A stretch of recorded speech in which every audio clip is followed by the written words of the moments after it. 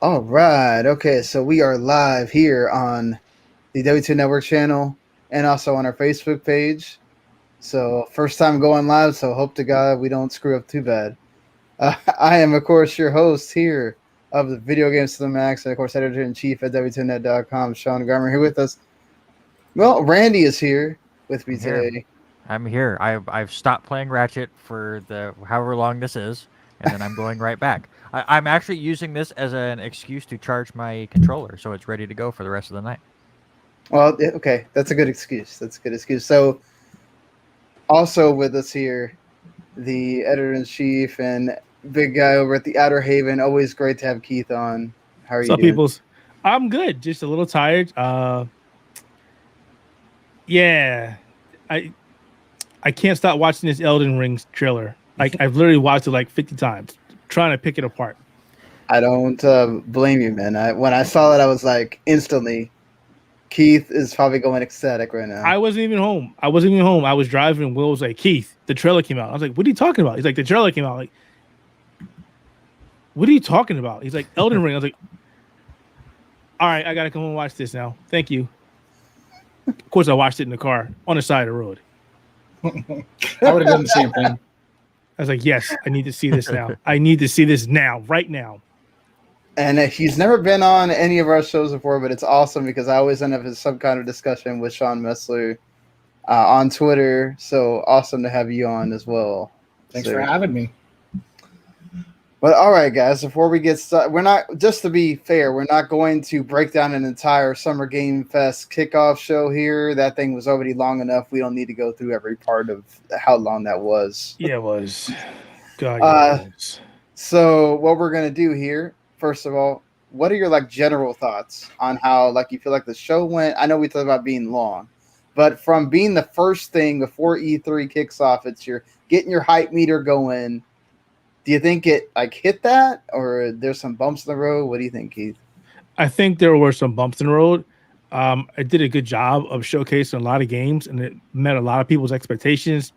But just like every year, it was more of a, hey, we've got this. Hey, we've got this. Hey, we got this right before the biggest gaming event in North America. It kind of stole his thunder, but that's what Jeff Keighley does. He loves doing it. He loves the spotlight. He's a great guy. He deserves everything he got so far. And yeah, I mean, you've already said it. We're going to say it. I'm going to say it again. It was just too long, but I did like it. If I had to rate it between A, B, and C, I would probably give it a B minus. All right, fair enough. Sean, what do you think?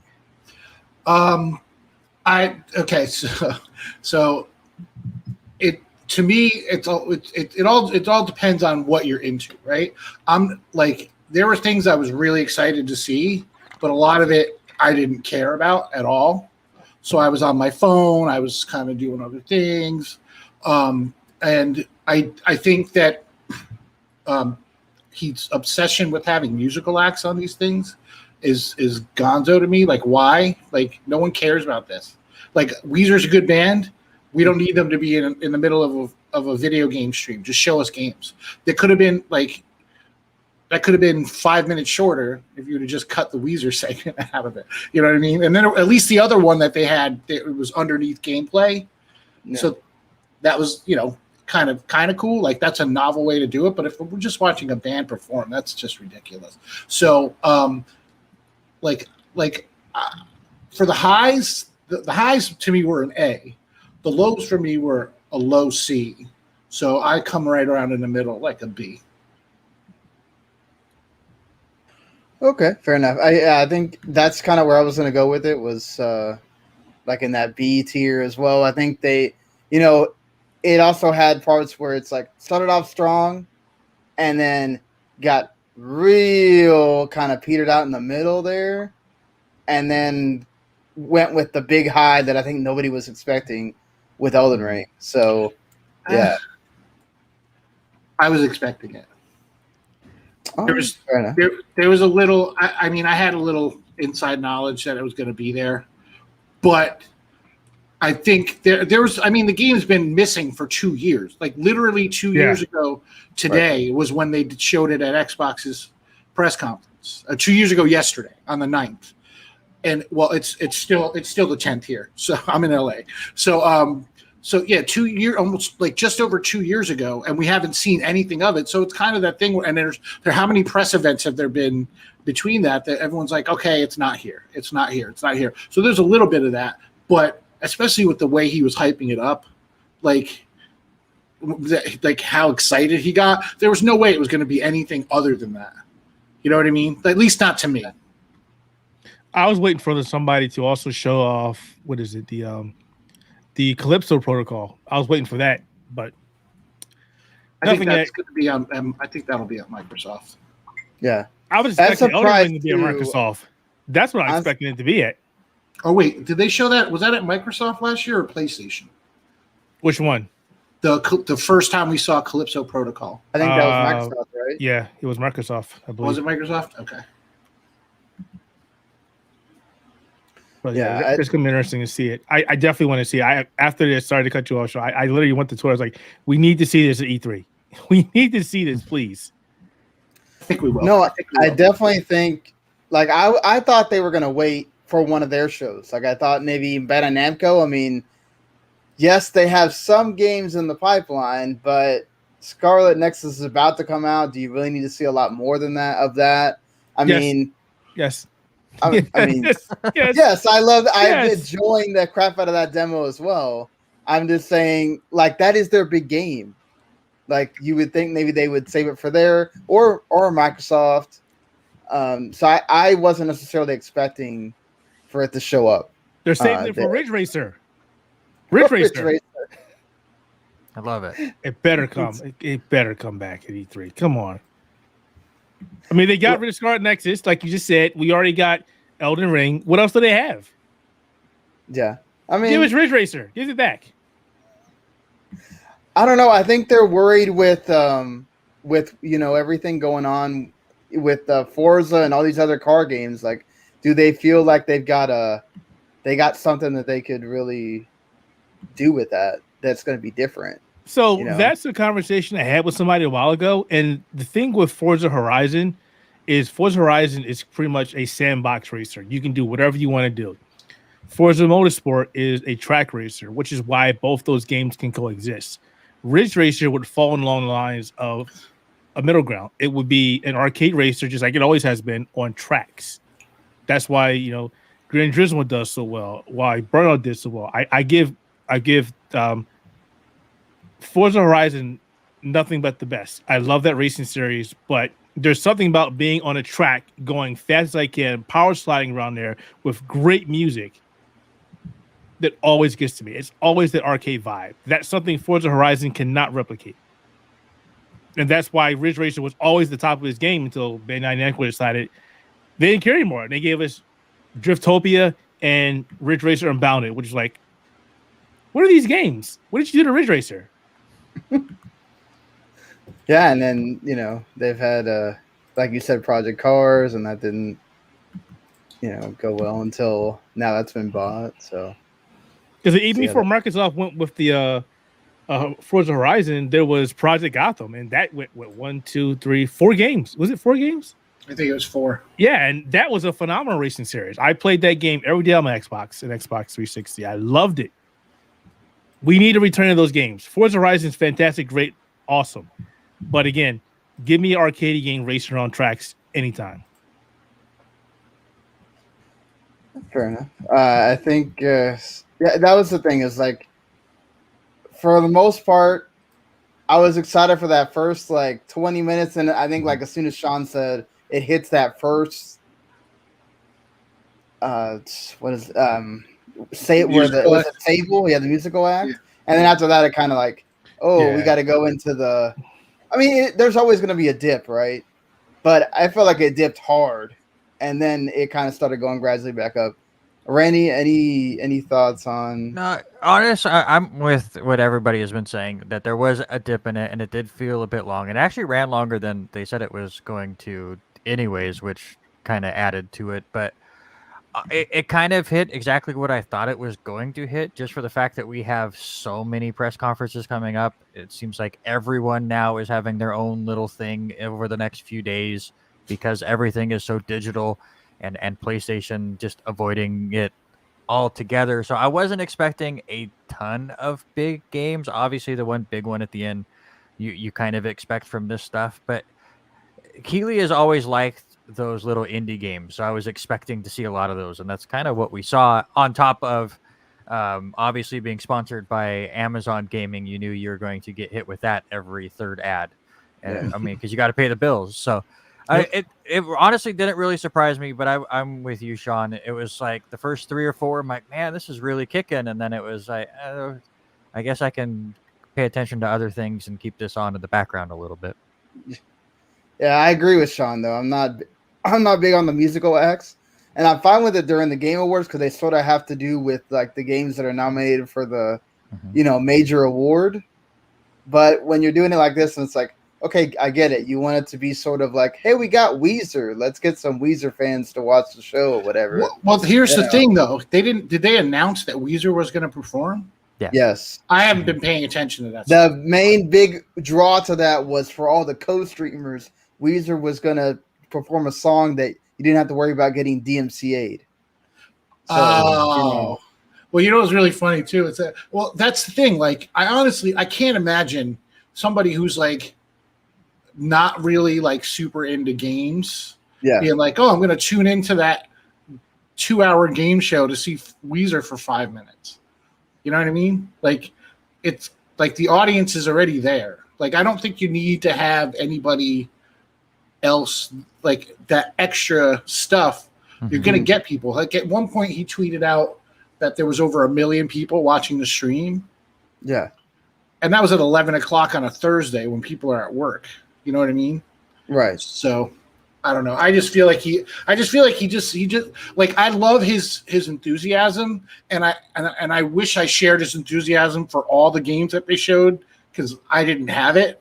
But like just keep it on games, man. Like, just focus on games. Yeah, I agree with that. I mean, it's, this is like this again. It's not the Game Awards. We don't need to be. We're not doing a 3-hour event. We're doing a hour and a half. Supposed to be like an E3 conference thing. Keep it rolling, which he's kind of sort of did. But then you have to have these interludes that like make the thing longer. He has a big problem with the. I don't care how long this is. It's going to be great because I'm doing it. It's like, no, let's like actually have a time limit to this thing, because people actually do have other things to do, especially right now. Yeah. So I know y'all. Let's go ahead and get into it. Randy, this is not Randy and ours bag. Nope. But it is you guys. Okay. So Elden Ring, I know y'all want to gush about it. Sean, what do you think? What did you think just watching this? And okay, so just to give a little history, I got into the Souls games in 2015 with Bloodborne. I had avoided all of them because I kept hearing how hard they were, and I was like, I don't know if I want to be frustrated playing a game. So one day I just decided to try Bloodborne, and by the end of Bloodborne, it became my favorite game of all time. And then I went back. I literally went backwards. I went and played Dark Souls 2, Scholar of the First Sin. Like, I had a review code for it, so I reviewed it. Then I played Dark Souls on the Xbox 360. Then I went back and played Demon Souls on PS3, and then I went and played Dark Souls 3 when that came out, and Sekiro. I have the platinum in Bloodborne, Sekiro, and Demon Souls. Like, I really like these games. So I've been really looking forward to seeing Elden Ring, and the trailer just didn't disappoint me in terms of what it was. I was a little taken aback because my brain is so used to Demon Souls remake of how good it looks, and this didn't look as good as that graphically, Yep. So it's like a step back to me in terms of that. I know it's a last gen game. I know it started being developed on last gen, but it was still like my brain had to like readjust to it. And then after I've watched the trailer like 40 times, now I'm used to seeing that look. So now I'm like, okay, this is going to be more like with what they were doing on, with Dark Souls 3 and Bloodborne, that engine. So I'm on board with that. But I'm so excited because for all intents and purposes, if you were to just show this to somebody, they would think it was Dark Souls 4. Yep. You know, Yeah. like it looks very much like Dark Souls. There's a lot of familiar things. You got the blue phantoms that you can summon. There's, just the gameplay just looks kind of similar. If you take out the horse and stuff, that's like the newest addition that we can tell in the trailer. I'm sure there's more stuff once we get the game or once they talk more about the game. But even the press release that they sent out today, I don't know if you guys have seen it. It talks about how it's an open world, huge interconnected world, which it is pretty standard for From games, but this time it's like an open world that you have to ride around on a horse to get around in. But then it has create a character, co-op, all that stuff. So it's pretty standard for what it is. But see, that's the thing. I love that. That's my catnip. That's what I want. Yeah, Keith, I mean, I know it's your catnip too, to use that phrase. I mean, so a little bit of my history with these games. I picked up Demon Souls back in 2009. I didn't buy it when it first came out. I was oblivious to this kind of game. I picked it up during Christmas because I saw it at, what was it? Not GameStop. It was FuncoLand. And I was like, oh, cool, a guy in armor. It's supposed to be an action game. I'll pick it up and play it. I played it, died a bazillion times. I was like, I'm done with this game. I'm never playing this game again. Threw it down and went about my business. Revisited the game the following year in March, and it just clicked. Literally just clicked. And since then, I've played every game in the series: Demon Souls, all the Dark Souls, the Bloodborne, Sekiro, and then games after that: Nero 1 and 2, the Surge 1 and 2. I love the Surge games. Love them. All of them. I'm literally obsessed with these games to the point where my friends had an innovation. Was like, you need to stop playing these games. I have all the Dark Souls on every platform and at least 500 hours in every game, at least. I That's have dedication. major issues. If you look behind me, Sekiro, Dark Souls stuff in there. There's another thing of Dark Souls in my closet. There's Dark Souls shit downstairs. There's Dark Souls everywhere. If you look at my Steam account, like, Keith, you have over 1,000 hours in Dark Souls 3 alone. Yeah. That's not counting Xbox 360 or the new versions that came out. I need help. So, needless to say, when I finally saw the trailer for this, I was like, yes, thank God. It's finally here. We got to wait less than a year to play it. I'm good to go. And like Sean mentioned, there's a lot of very similarities to Dark Souls in this game. There are a lot of characters from Dark Souls in this game. Smog is in there with the Lord Vessel on his head spewing fire. I forget the actual name of the helmet that they used for the Giant Dad meme is in there.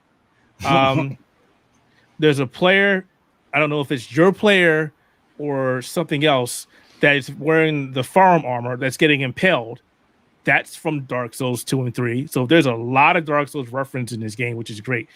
Just like Sean said as well, the game does not look as good as, say, Demon Souls on the PlayStation 5, but that's to be given because it is a cross-gen game. It reminds me a lot of Dark Souls 3.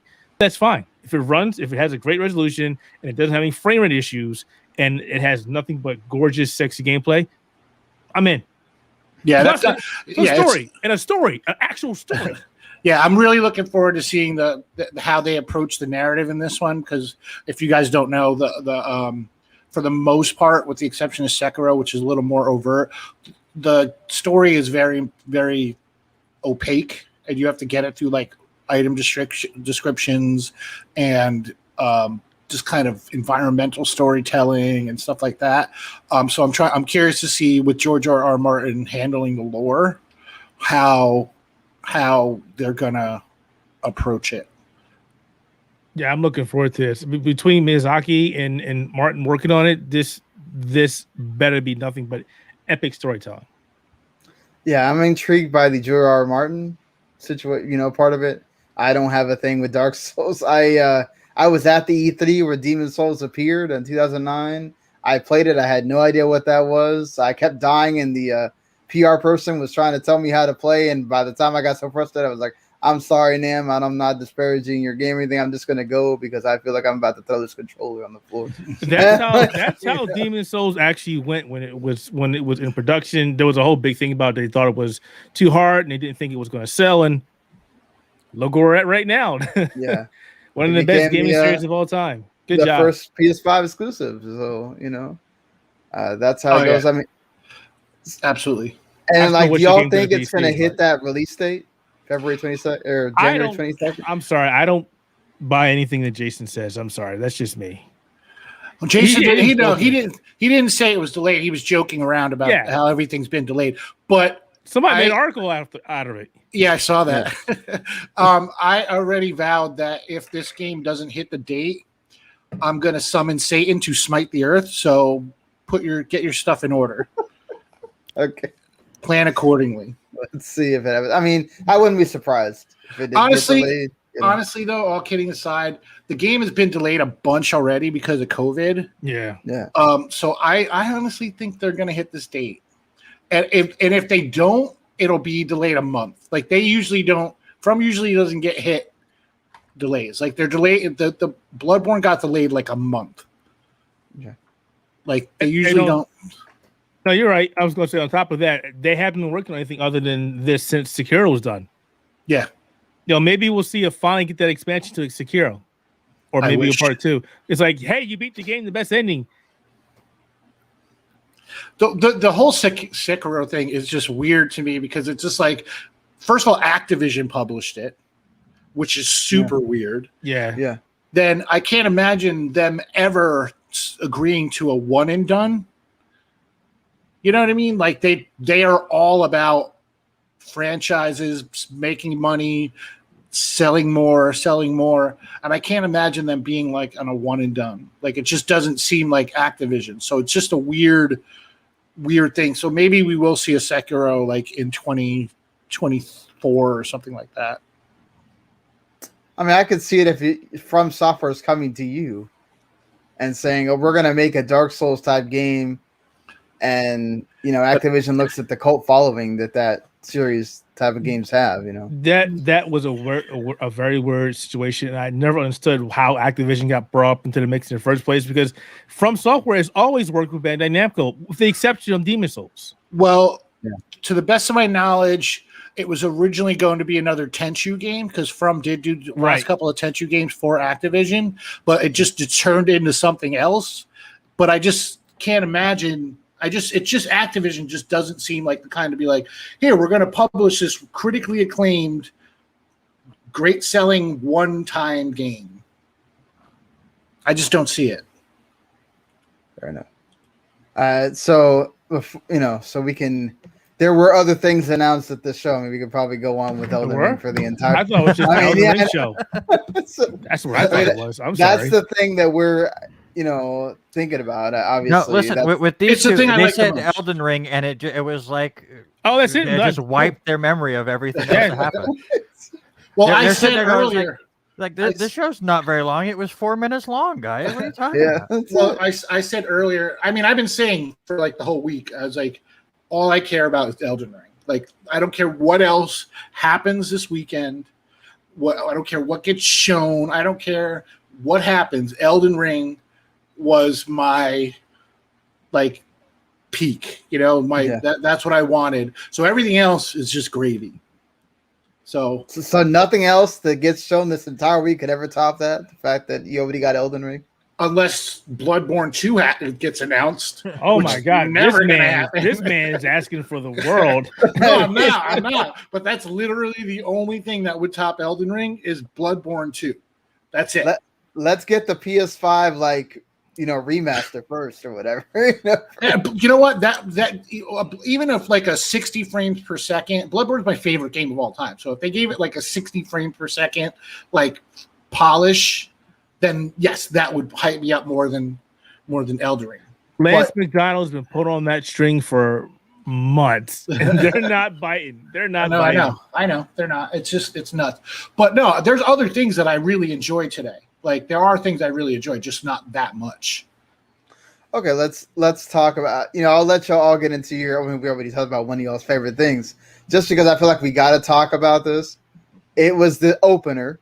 It's weird because Gearbox is having an event, but they let their kind of big game be the opener. Any thoughts on this Tiny Tina's Wonderland, which is basically like a spin-off of Borderlands? I think what they did was fine because they got you hyped for it, and then they're like, okay, no gameplay.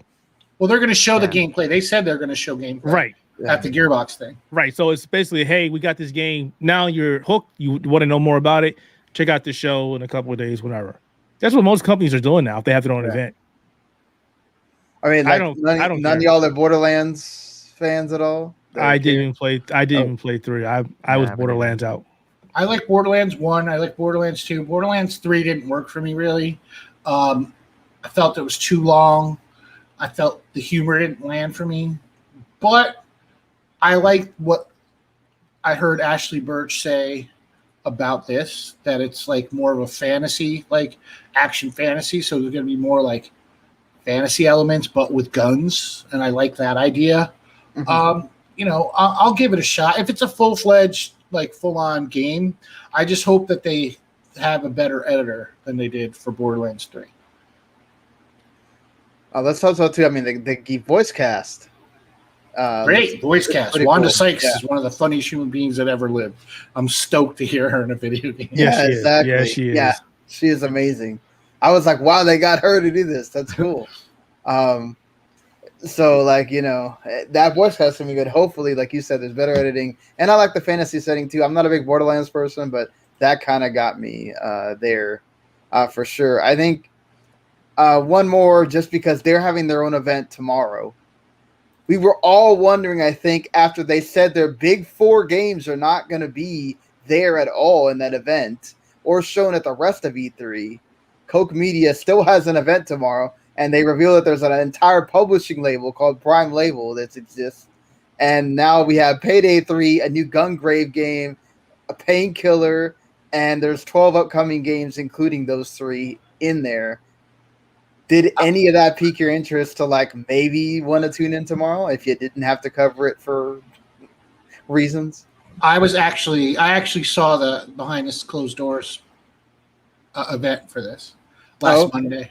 It was last Monday, and they did a stream, and they showed that sizzle reel, but then they went through each game and did a presentation of each game. There's a couple of things that'll interest you, Keith. There's a sci-fi Soulsborne. It's called Durham or so. Wait, let me see what it's called. Hold on, I have the information here. I'll get that for you. Hold on. What is it? Dahlem. It's made by a studio in Brazil. It's like a sci-fi Souls game, and it looks a little rough around the edges because it's an indie game, but it's. Did you play Mortal Shell? Oh, I loved Mortal Shell. Yeah, loved it. It's not quite as polished as that, but it's got that kind of like it's an indie Soulsborne type of game. And then the other game that I saw that was interesting was Scars Above, which looks like a shooter Soulsborne game. Like it looks like it's got Remnant. It's not like that. It's got more of like a real character. Like she's I guess she kind of looks like Lara Croft from the back. She's got brown hair with a ponytail, but it's like sci-fi. It's hard for me to explain, but if like to the average person, they'll think it looks like a third-person shooter. But somebody like Keith and myself, who are really inundated with the Souls game, they'll recognize like the little things that like the bosses, the way the bosses are, the health bar rolling around, doing all that stuff, and dodging and. Well, maybe you'll have to check out that show then. Sean, did you say Remnant? Yeah, that's what. Oh, I was thinking of Remnant when it said something about shooting range. Yeah, Remnant from the Ashes. Yeah. It's a little more. It's a character-driven thing. It doesn't look like it's procedurally generated. It looks very like narrative focused. But yeah, it looks pretty good. It was. Those were the 2 things that stood out the most to me. Now I remember, Dome. That was like revealed like years ago, wasn't it? Yeah. They revealed, but then they had a new gameplay trailer. It was like a full on gameplay trailer. So give that show a shot tomorrow if you're interested. I think there's some stuff I'm not interested in. I don't know if you guys will be, but there's those 2 really look good. Also, the Codename Final Form looked really cool. It's like a really kinetic first-person shooter. I just want to check out the show tomorrow just for the fact that that whole scissor reel went by so fast. I felt like I missed half the games they brought up. It was like, what are we even talking about? They just kept saying names. I go, are we still talking games that are coming? What is happening right now? It was like that when I was in the stream. I was like, are they gonna show us more stuff? So I just want to watch it just to see what was in it. Yeah, I mean, Payday 3 being there was kind of surprising. Like after everything that's happened with that, dude, I was so excited because I love Payday, and then they barely said anything. They're like, we can't talk about it yet, but it's coming, and we're listening. You know, it was just like somebody from Starbreeze like talking about like what they want to do for the game. They showed almost nothing except like concept art. Well, fair enough. Maybe we'll see more as the that week goes on. So, Randy, what were your like 3 favorite things that you liked out of this? I got to start with the Stranding. The PlayStation 5. I have zero hope that what they showed here will actually be part of new gameplay at Death Stranding, where it looked more Metal Gear-ish, and I think it was just Kojima having fun and kind of combining his 2 properties together. But listen, I've barely been able to touch Final Fantasy VII Retro or Intergrade right now, but if Death Stranding loads like this new Final Fantasy VII does on the PS5, I'm 100% hooked. Obviously, Death Stranding was my game of the year in 2019, and it just FF7 is loading so fast. So I'm excited to see there. And actually, the thing I took away from this reveal was Jeff Keighley afterwards saying that there'd be more information just a few weeks away. Is that a hint that we're only a few weeks away from the Sony presentation that we're all waiting on? There's rumors about that PlayStation experience. So that was the big one for me at the beginning. And then a couple of the indie games that really got me is I'm always down for twin stick shooters. When we first started W2M, I covered a lot of 10-ton games, and that was their big genre. So seeing Endless Dungeon again and seeing some more gameplay there was kind of piqued my interest. I want to see more about that game. But the game that kind of like just shocked me was Planet of Lana. To me, the note I put down when I was watching it is to me it looks like a colorful Limbo. And I wanted to know way more about it. Like just the world and the way that you moved around as a character.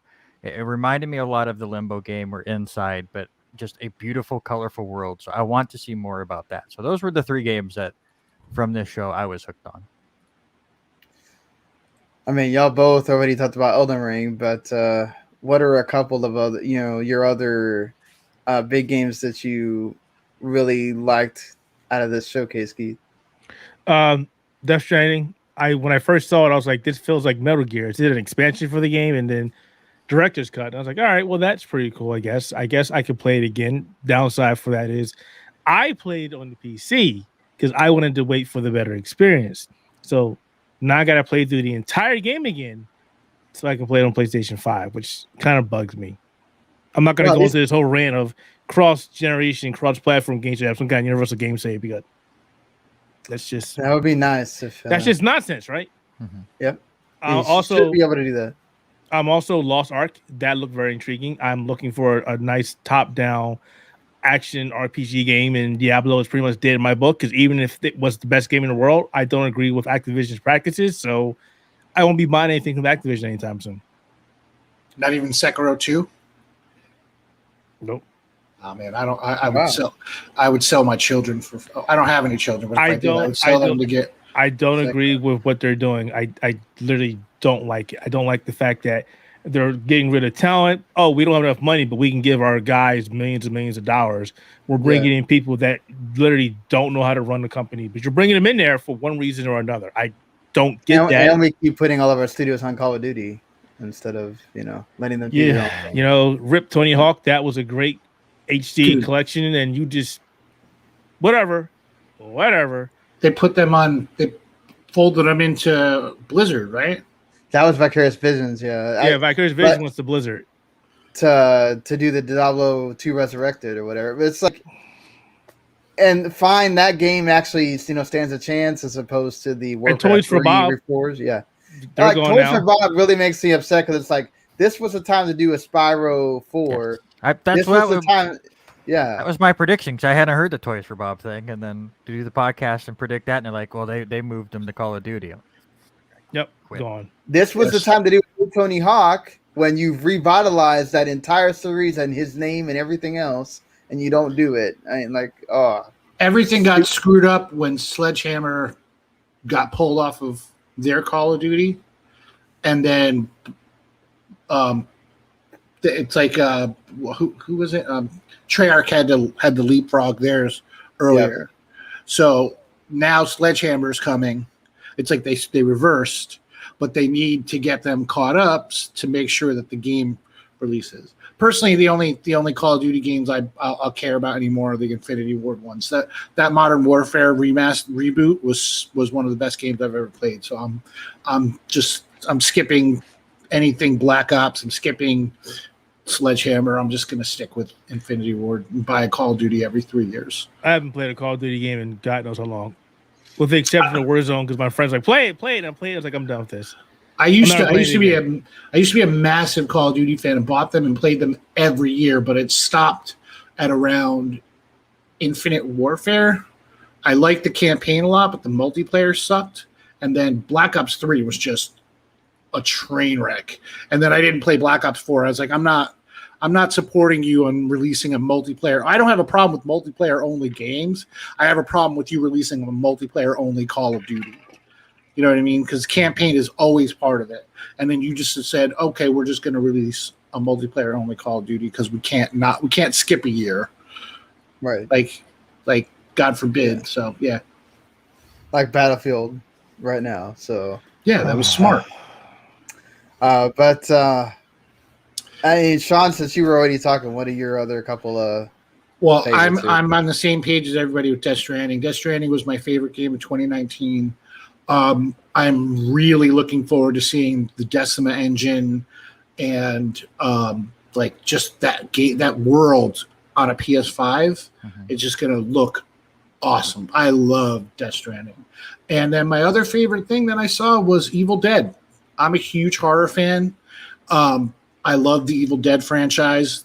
I love the movies. I love the TV show Ash versus Evil Dead. There's a lot of characters from that showing up. So I'm super stoked for that. Between Aliens, this, and Back for Blood, me and my horror buddies are eating good. I wish Aliens was shown. I hope that's shown at E3. Aliens Fire Team, is it? Fire Team. But IGN did a bunch of gameplay on it if you missed it. No, I saw it. I'm very hyped for it. Yeah. That looks fun. So me and my horror buddies, so we're like super stoked that we have, because we played Friday the 13th, we played Predator together, so now we have like 3 in a row that we can really get into and alternate from. I'm stoked. Yeah, Evil Dead looked really great. Wait, that game comes out this summer, doesn't it? Evil Dead? Alien. No, Aliens. Yeah. As the last we heard, yes, Aliens comes out this summer. But we haven't heard anything since, so I'm not sure. So since y'all were talking about that, like nothing about that Anacrusis, since it's sort of like in the Back for Blood. I don't like the visual design. That's just me. Yeah. It's too cartoony. I think I tuned it out. I don't remember that game at all. You're right. I did forget games from Elden Ring after Elden Ring. Right. That's okay. But I mean, for like, I'm gonna go in like I guess I'm the only like anomaly here. I'm gonna have like different takes here. This is good. I love Metal Slug, so the fact that they have a Metal Slug Tactics game, I was totally down like for that. I was like, wow, of all the games that we're gonna have a tactics game for, Metal Slug, I guess this is the closest we're gonna get to Advanced Wars again. So yeah, go for it, SNK. Do your thing. I love the fact that we got, what was that, Tales of Arise trailer here. I figured that was going to be a Sean pick. Yeah, of course. I'm gonna talk about the JRPGs here. So Tales of Arise, getting a trailer, getting to know about the characters. Always down for more Tales there, and gonna go with Randy on the Planet of Lana. Big guy on indie games, so anytime we can showcase one that looks as good as that one, and it's like interesting, I'm down for that. I mean, Yeah, no mention of the salt and sacrifice. I you guys? didn't like Salt and Sanctuary. Mm. It was like From inspired, but it was Yeah. lacking things that are integral, like invincibility frames and like things like that, where it was just like I should be able to roll through this hit, but I can't because he doesn't roll far enough, and the sword is like 8 times the size of me. So I was like, so I like you would roll, like you would get the invincibility frames, but because the sword is so big, you would still hit you. That's the way it played for me. I didn't like it. So Yeah. I think this looks. It looks. I have the same impression that I did when I saw the first one. Visually, it looks really good, but unless they fix that gameplay, I have no interest. Yeah, I didn't like the first game either. More than just what you said, I just felt it lacked a certain charisma. It tried to be a 2D Dark Souls game, and it fell flat on its face. I didn't like it whatsoever. There were other 2D games that did better than it. Good example would be Dead Cell. Though somebody would disagree with me, I think it was pretty decent for what it tried to do. There was also another one that came out at Epic Game Store not too long ago that came out for Steam. From Blue Bubble. God, now what is that game? Now I can't remember the game, but I really enjoyed it. But yeah, I'm not feeling that. No, not at all. Mm-mm. Yeah, I mean, like so for the most part, we talked about a lot of things here. So Foregone. Foregone. Okay, I feel like I've heard of that, I was but trying to look, Keith. I was trying to look it up for you, but the first thing I saw was My Singing Monsters, and I didn't think that was the game from them that you were talking No, about. it was Foregone. I remember I played it. I went to PAX East 2020 and I played it. And I was like, I couldn't put the game down. No, yeah, I couldn't. I literally could not put the game down. I was like, this game is awesome. This game is awesome. This game is awesome. I literally sat at the table for like an hour playing it, and I was like, all right, I get other stuff to do. I'll talk to you guys later. They hit me up, say, here's the code for the game. Play it. I was like, and I played it, and I literally could not stop playing. Really enjoyed it. It's like Dead Cells, but it's not a procedure generated, and it actually has a story. And now it's on Steam now, so give that a try. so looking ahead, we got summer games, so it's now open season for the rest of the summer game. Whatever Summer Games Fest is doing, we know E3 is basically a day away now to start off with the Ubisoft thing, and all the other news that's going to come out of that. Like, we already got your big thing with Elden Ring. Y'all talked about that, but like, is there another thing that you're like really hoping gets shown? Okay, I just thought about it. It's so muted that, and I don't think it's going to happen. That I would say, but the only other thing that would get me that fucking hyped, pardon my French, I don't know if I'm allowed to curse, is a new Splinter Cell. You like well, I was gonna say you like punishment, but you like the Dark Souls game, so you do. Yeah. Oh, I mean, man. we already got that PvP thing that's supposed to be like 3 different games in one. No, I want a like, proper Splinter Cell game. Could you imagine how good Splinter Cell will look with ray tracing and all that? Oh my god! Oh yeah, dude. Yeah, the Splinter Cell is like one of my all-time favorite series, so I would love. But I like I said, I just don't believe it's going to happen. So I can't fathom it happening. So it can't be something that I would be hyped for. You know what I mean? But if I saw that would be just as hype. I would be just as hype as I am for Elden Ring. Keith, what is that thing for you? For any conference? Yeah, for any conference. Like, I would love. Well, I'm going to cheat. I'm going to say 2 because I know one's never going to happen. And again, that's Ridge Racer. It's never happening. Yeah. But I would like to see the new Forza game shown. all right. I would really like to see that because they've been doing play tests on the new Forza Motorsports game, and they're slowly inviting people to try it out. And they haven't hit me up yet. And it's like, guys, I've got hundreds of hours of this game. I would love to play this game. But yeah, the new Forza will be great. I would love to see that. Randy, what is your? It might be a little too early, but with Capcom's on Monday, I would like to hear kind of a road path for Village DLC. Capcom has been really good with their newer games with added content. Like 7 had a bunch of stuff that they did, and I would like to see what they do with 8. But for me, and kind of with Keith, of the it's never going to happen. But with Take-Two also on Monday, could they tease Grand Theft Auto 6? That would be fun. Ooh, Yeah. I'm They've not lost- expecting anything yeah. good from Take-Two's show. I mean, Are they even doing the show? All I see is they're doing a panel. That's it. they're doing the show. A panel. Yeah, Panel. live thing. I mean, GT6 would be nice, but because they lost so much talent, I don't know if they're going to be able to recover. I mean, have they picked up anybody to replace Hauser? And They Laszlo. brought someone. Yeah, they brought somebody in. Yeah. They lost Laszlo too. Yeah, so they haven't rebuilt yet that I'm aware of. So that's going to be interesting to see. That's Well, so I mean- wild to me that they left. Like that was like 2 years ago, and I still feel like it was like it didn't happen. You know, because it's just like they are Rockstar. Right. It was kind of like when the doctors all left BioWare. You remember when that happened? Yeah. Like when all the guys who created like Mass Effect and did all those games and stuff like left, and then it's like, but the Hauser brothers are like the voice of pretty much every Rockstar made game, not their published ones, but the ones that they actually made. And now they have no one. Like I have no idea what that is. That to me is like BioShock without Ken Levine. They're too busy, you know, doing their online stuff, Red Dead Online and GT5 Online. I mean, at this point, they're good. it prints money. Do we really need to do another game? We'll just do this forever. And I hate to say that as I'm joking, but I don't see them doing anything else. I literally don't. I mean, especially because they still haven't been able to get GTA 5 on the next gen yet. I'm sure we'll hear about that when that finally comes out, and then it's just going to print money again. So how annoying is that it's on 3 generations? Like what are you do? Like, Well, And I mean, still in the top 10 selling yeah, games, like exactly. every It freaking just month. prints money. It prints Yeah. money, guys. It's gonna. yeah, We you will can't blame milk 'em. this forever.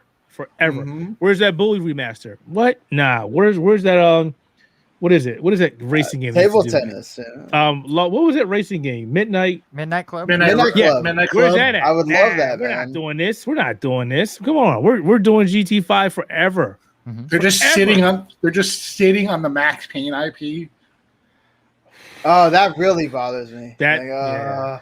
Now that you brought that up, oh boy. Give that back Jeez. to Remedy or something. Like, Dude, I would love if Remedy could make a new Max Payne. I'll be honest with you. I didn't like Rockstar's Max Payne all that much. I thought the story was bad, but I like the gameplay, but I thought the story was real bad. I would rather Remedy do that. Remedy handled that. The first 2 Max Payne games, awesome. yeah, we're going into wishful thinking there. I don't think. Oh, I mean, Rockstar is going to sit on that unless somebody I- comes in with some big. You know, I already started off by saying I want a new Splinter Cell, so we're already crossed the threshold. I mean, Square seems like they're not going to do any. It seems like very little big Japanese stuff is going to be shown off at their thing. But Eidos Montreal showing a game. well, yeah, Eidos, but they're showing that's the Guardians of the Galaxy game, right? I don't know. Like, They're showing off. I'm gonna say his name backwards. Babylon Falls. Babylon Falls, yeah. Yeah, they're gonna show Showing that. off. Yeah, I'm looking forward to that. But I mean, if we get anything that it continues something about Kingdom Hearts based off of the how that ended, I would go nuts. No You know, more Kingdom but- Hearts, please, no more Kingdom Hearts. They're God, gonna do it. They're gonna do it's it. just as bad as the anime Bleach. Just let it die. Kingdom God, Hearts. let it die. There's if anything, Kingdom Hearts isn't happening for a very long time. Oh, I know, especially with Nomura doing the remake stuff, but you know, But honestly, wishful thinking. honestly, we've been talking all these wishful thinking stuff. I just want one of these studios to come out and say, "We bought Konami." So all these games that are being stuck, they're going to come back because we finally did it. Just please. There's so many good franchises there that are just sitting there dead. Yep. Yeah. Contra, Castlevania, I don't- Suikoden. I don't even care if jeez. it's Microsoft on Sunday that says they bought Konami. I just want these games to come back. I mean, that'd be good because they'd just be in Game Pass then. That's an added bonus. But yeah, I mean, there's so much to look forward to now. With this was your big kickoff, whatever Coke Media is going to do tomorrow, and then even though Sean gave you a little sneak peek there, before we get out of here, like, what do you guys? I guess you two, because Randy's going to be doing stuff with me here, and I'll be doing some news writing for Keith. What are you guys' plans for E3? Are y'all doing anything that people can read or watch or listen to? Well, we got our code for Ratchet very late. Okay. So I'm reviewing that. I write for a website called mpfirst.com and spfirst.com. It's all under the same umbrella, even though it's gone away from multiplayer only focused for quite some time, but that's the name of the website. And then, so I'm going to be doing that. I just got the assets for that Coke Media thing today, so I have to write a little preview. I'm just going to focus on the 2 or 3 games that I thought stood out. I'm not going to write something about everything. And then I got into it today with somebody about fucking easy mode again.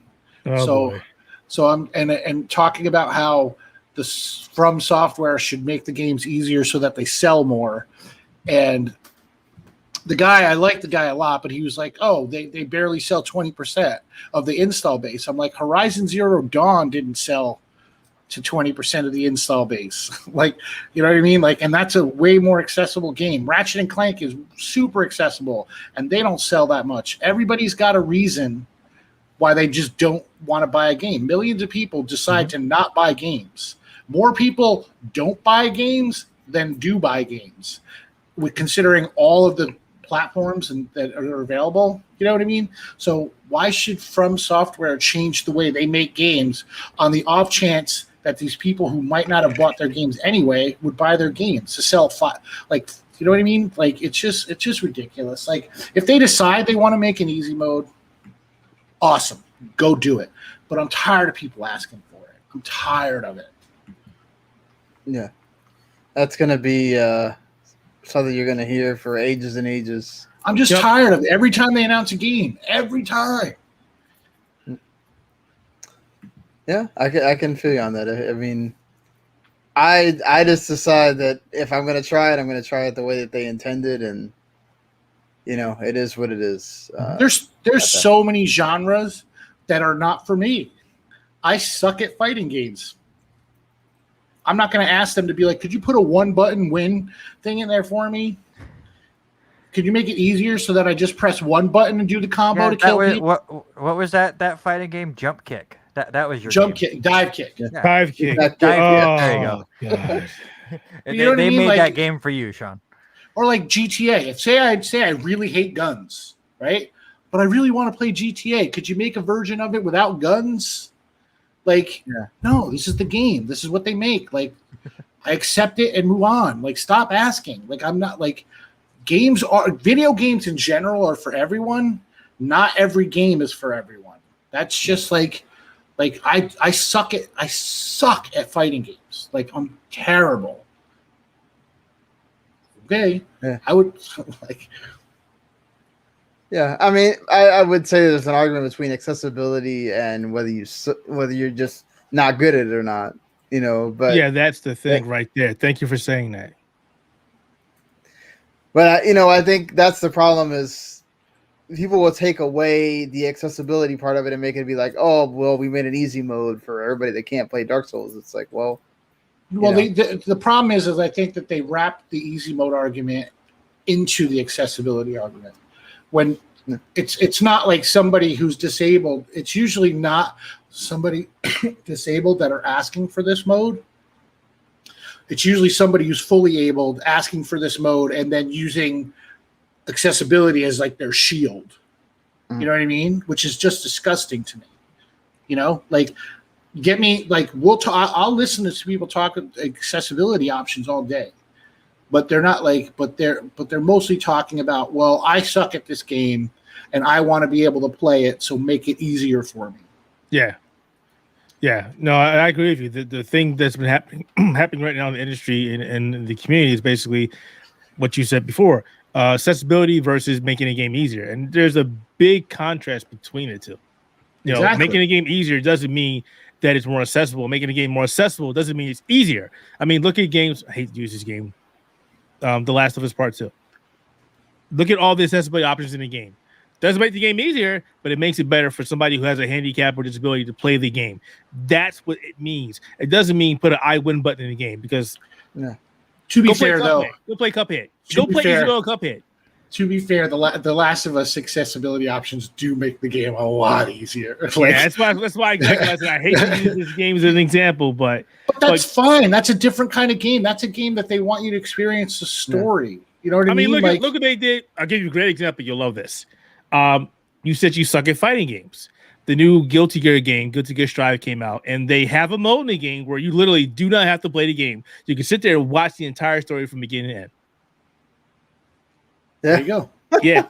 I'm in. Hold on. Let me get this.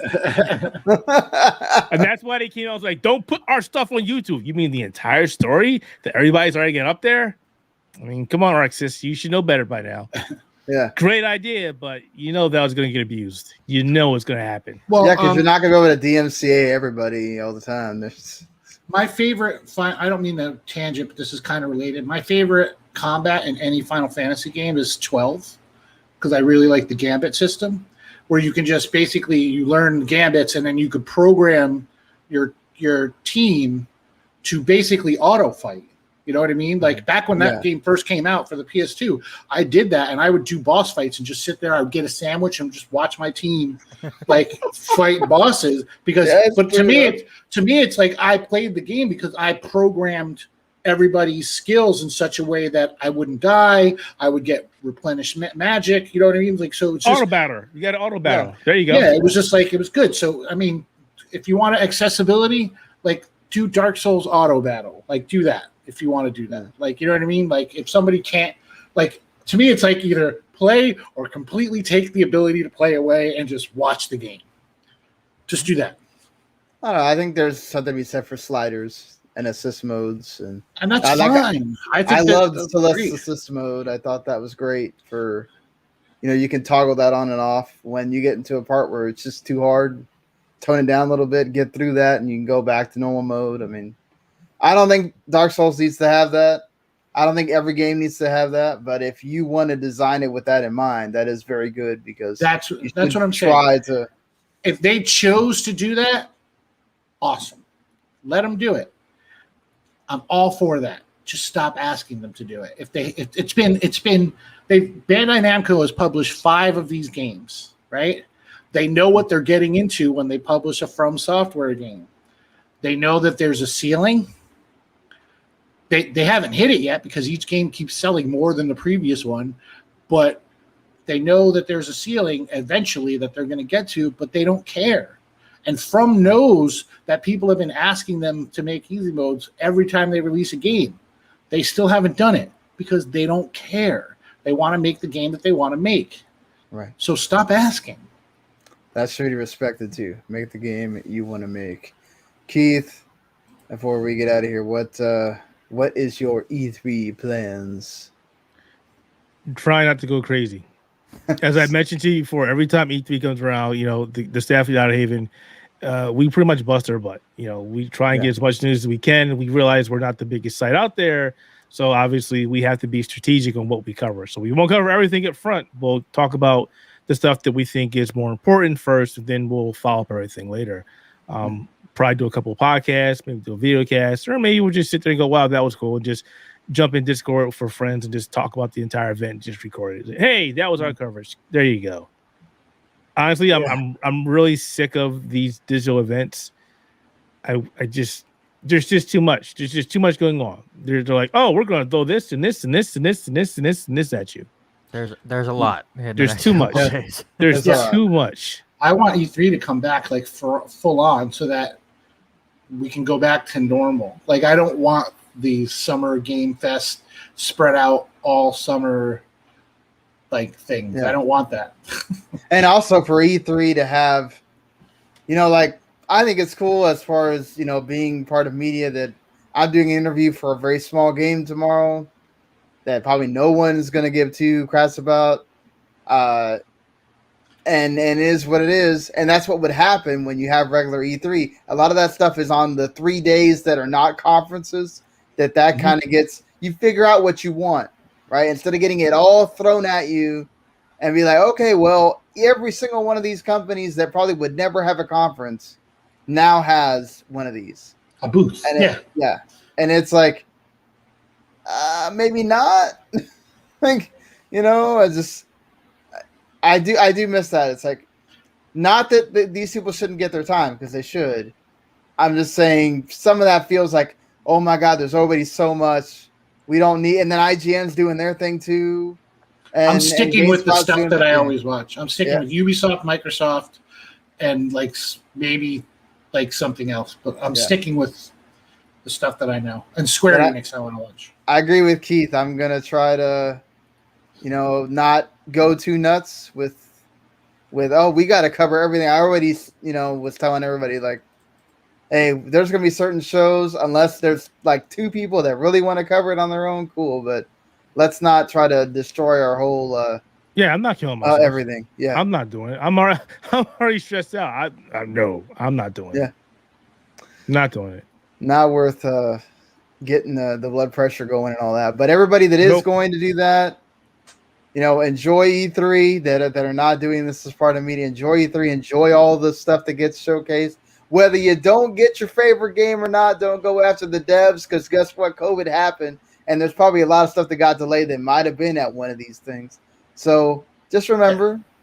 Don't go after the devs at all. Yeah, don't go after the devs, but there's other events. There's Gamescom. There's other things. Like this isn't the end-all, be-all that it used to be, folks. So don't go in expecting the world. Kind of temper your expectations, and you might find a lot of things to enjoy. So get ready, because it's coming at you fast, and coming at you hard. Enjoy all of this that's going to happen this week. Don't work too hard, and we'll see everybody throughout the week. We're going to have shows, live reactions, post shows that are going to be on the podcast feed. If you enjoy what Keith had to say, go check out the outerhaven.net. Has fantastic stuff. As somebody that, also does some stuff there, I'm reviewing Chicory, which I'm working on that as soon as I get off this show. There is amazing people that write there, and they do fantastic content. Check out what Sean does over there at the MP First. Randy's chapter select as well with Ian. Y'all should go check that. And of course, Video Games to the Max and everything at WTM.com and WTM Network. And we'll see everybody throughout the week with E3 with all our stuff. See you later, everybody. Ring that bell, subscribe, all that stuff. Later. See ya.